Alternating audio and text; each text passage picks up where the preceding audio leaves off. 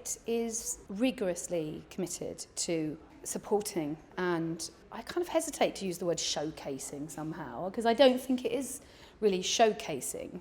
I don't think their ethos is about putting pressure on people to showcase. And I think when that is the case, it's never as good as when they're supporting writers to discover their voice. And when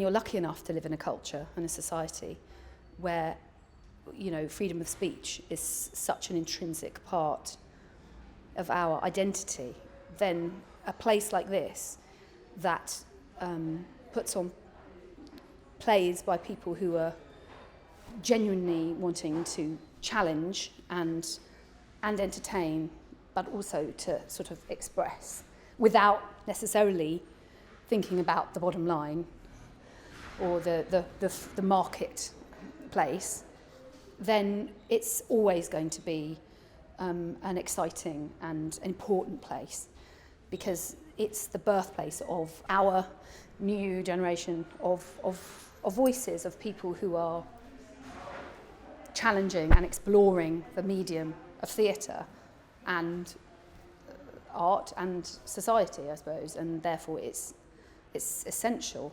I mean, and why it's been successful is that it's done it very well, really.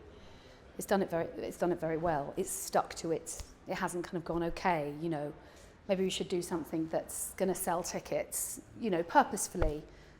That's not its purpose. Its purpose is to support new writing, and that's a very great and kind of noble and important thing.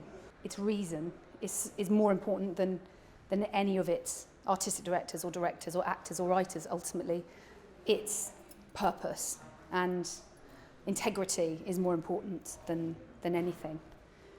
Well, it sounds really selfish, but if the Royal Court didn't exist, then I wouldn't have got to be Bola Fog every night, who was one of my favourite characters I ever played.